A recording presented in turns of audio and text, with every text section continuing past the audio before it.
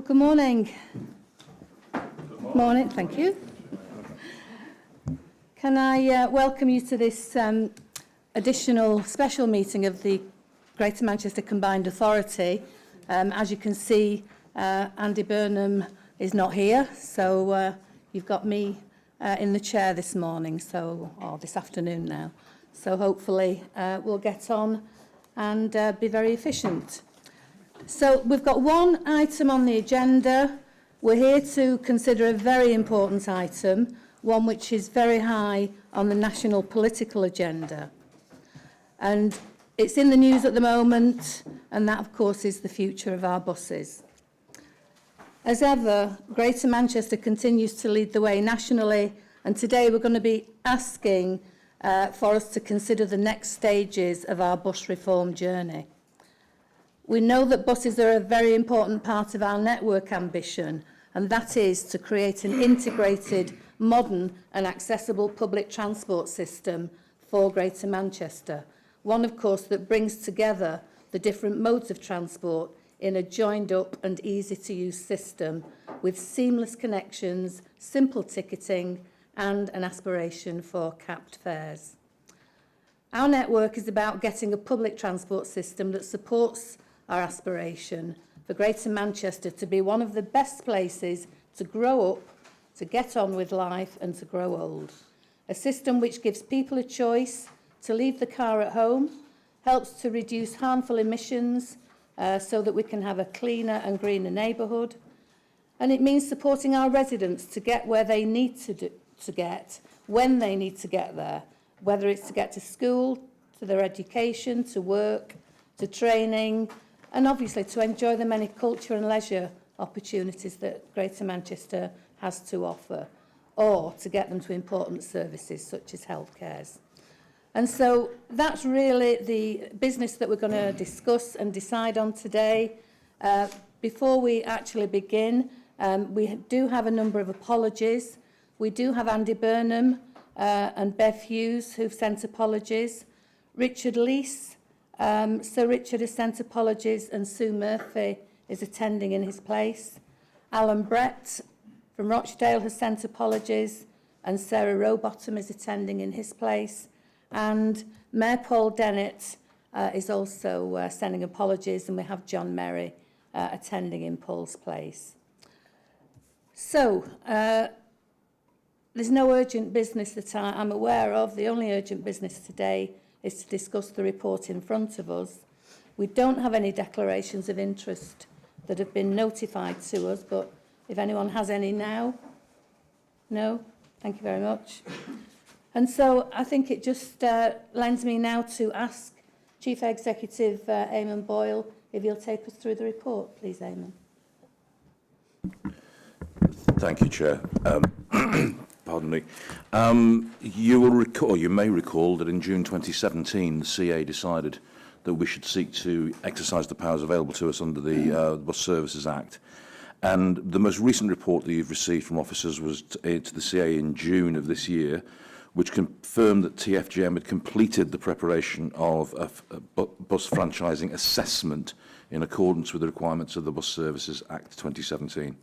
The CA resolved at that meeting to proceed with the appointment of an independent auditor in accordance with the Act, and Grant Thornton was subsequently appointed and have over the subsequent period undertaken that assurance task, reporting back to TFGM on the 26th of September. The Appendix 2 to the report contains their opinion. In addition to that unqualified opinion, the auditor has also provided TFGM with a number of observations, which are set out in a supplementary letter, which is provided for completeness in Appendix 3, and Appendix 4, for completeness, sets out TFGM's responses to those observations. So today, given the findings of the auditor, the CA is requested to confirm they wish to proceed to a consultation. The proposed arrangements, which are detailed in Section 7 of the CA report, including the publication of appropriate notice for the proposed franchise scheme. In order to ensure greater clarity for consultation purposes, paragraph 6 of the report sets out the preferred funding scenario to fund the transition costs of the proposed scheme. This reflects some sources of funding that can be locally prioritised. However, as leaders will be aware, and as is acknowledged in the assessment, opportunities to secure additional government funding will continue to be explored. To be included as part of the consultation material, both the proposed franchise scheme and the assessment. The description of the former has been amended since the version presented to the CA in June to address minor typological corrections and ensure accuracy. Pardon me. If the CA decides to proceed with consultation, it's proposed to commence on Monday the 14th of October and end on Wednesday the 8th of January 2020, which is 12 weeks and 3 days. The steps following which, as set out in the Act, are detailed in Section 8 of the report. In looking at the recommendations, if I could draw your attention to two changes. The eagle-eyed among you will have noted that the reference to paragraph 6.16 contained in recommendation 9 should be paragraph 7.16. Full marks to those who spotted that one. And secondly, if we could add a further recommendation to delegate authority to me as the Chief Executive of GMCA and TFGM to make any final minor amendments to the proposed franchising scheme and the notice of proposed scheme appended to the report prior to its publication. So those amended recommendations are before you.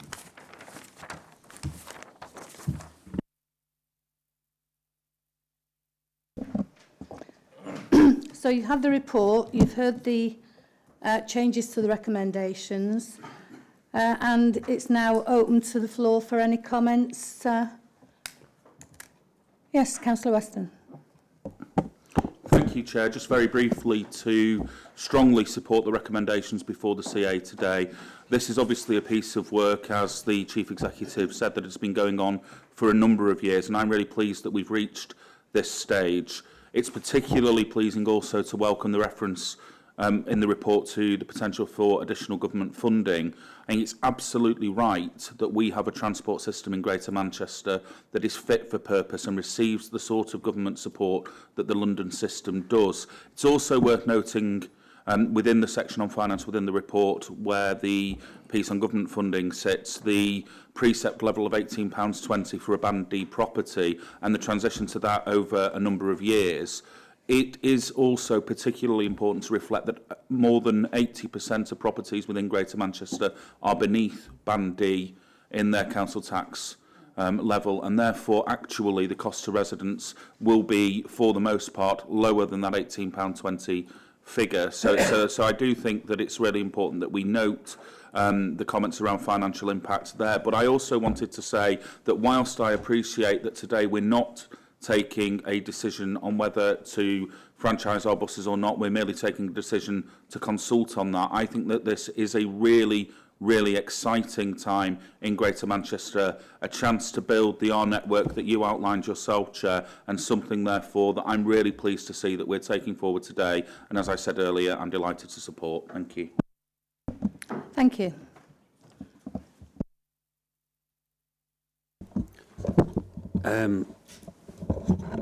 Thank you. Yes, hugely welcome this report. Happy to support it going out to consultation.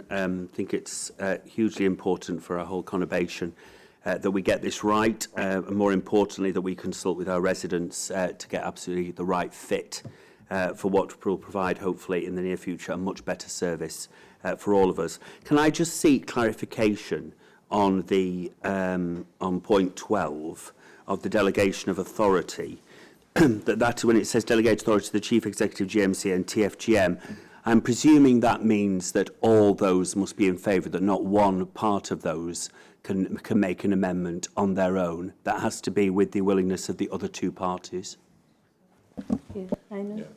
It's simply to enable me to finalise, obviously in consultation with the Mayor, any final minor amendments subsequent to today's meeting. That's all that is there to do, just to enable if there are any minor tweaks that need to be made prior to publication of the documents referred to. That's all that's there, just to enable that to happen without having to come back for further formal endorsement.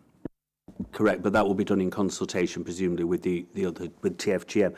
Yourself or GMCA couldn't do it without confirming with TFGM and yourself.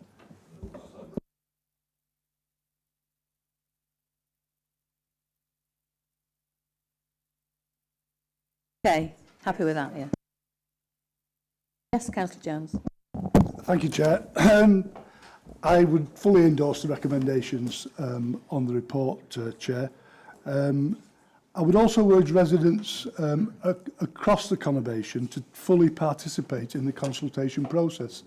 There's over 12 weeks in which to impart our views, and I think you said in your opening remarks that this was as much about supporting our residents to get about our towns in our particular districts in a very cost-effective way and hopefully in a greener way. So I fully endorse the recommendations. Thank you, Chair. Thank you.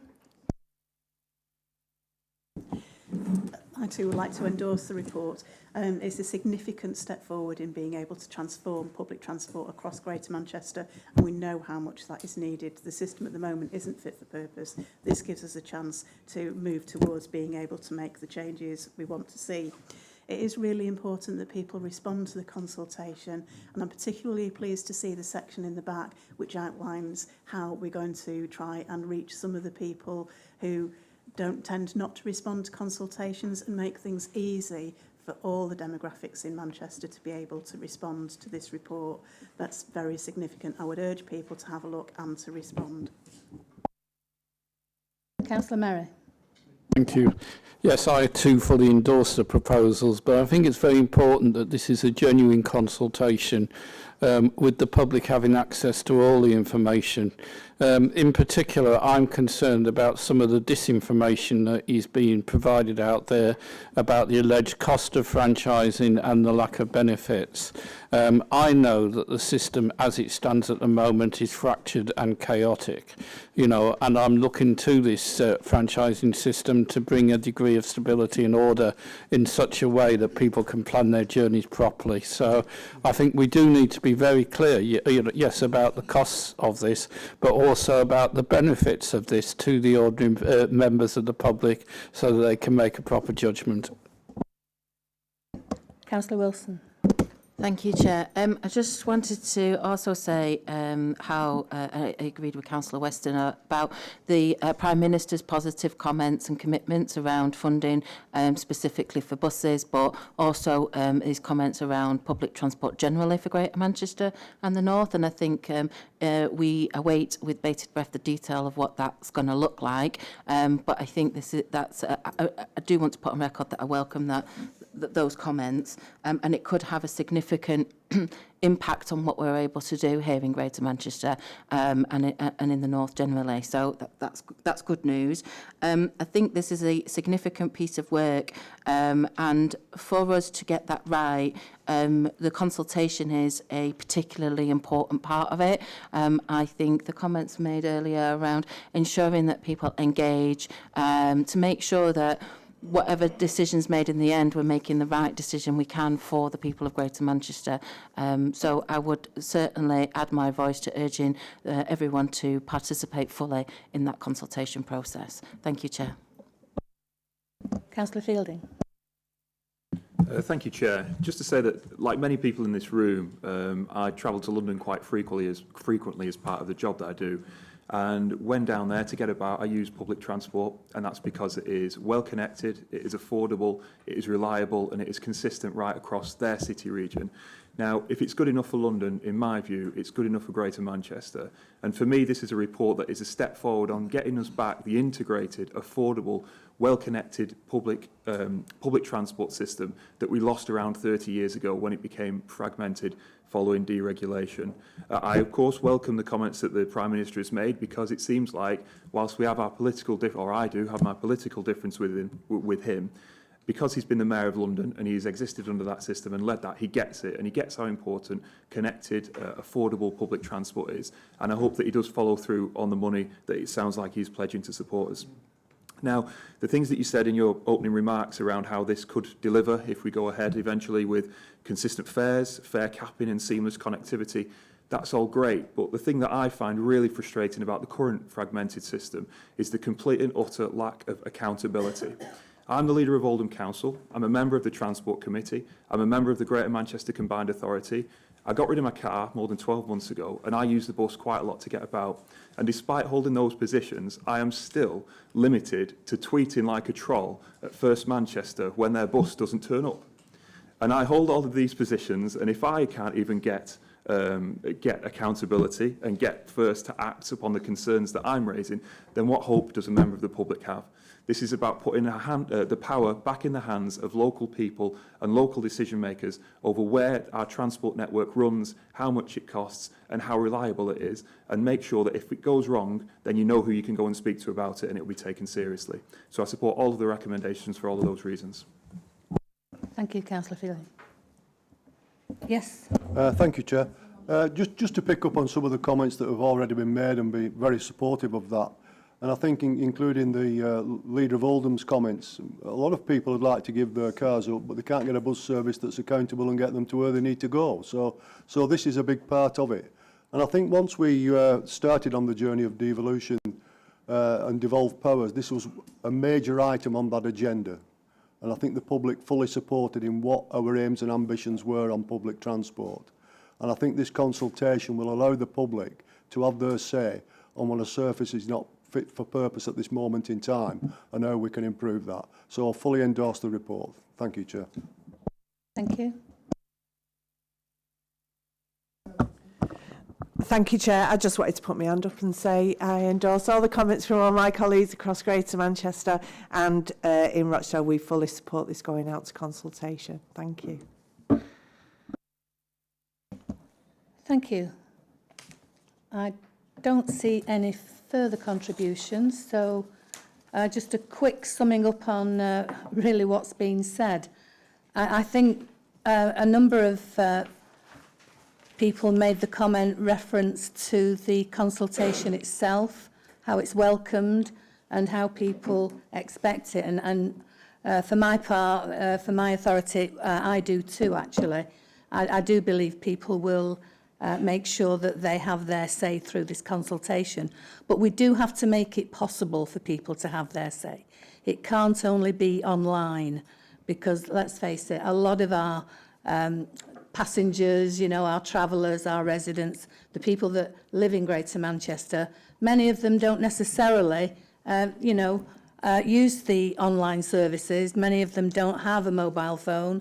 And they certainly don't have access to internet, etc. So I do believe that that consultation has to reach beyond just the internet. So I do hope that we can make sure that happens. And certainly full participation would be very, very welcome. And I do hope that we have a massive number of people that do join in. I think certainly the reference from Councillor Fielding, if we can't get a good service at this stage, you know, who can? And I fully agree with that, because we have ways of getting to, the people that we need to speak to, but generally, members of the public don't have that luxury.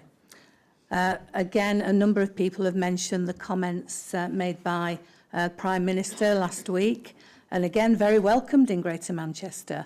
And we do hope that he can see through that promise so that Greater Manchester can enjoy the kind of transport system that is taken for granted now in London. It really is a way of life in London. And as Councillor Wilson says, you don't need to own a car. You know, if you're in London, travelling about there are so many different modes that are fully integrated and make sure that we can get around.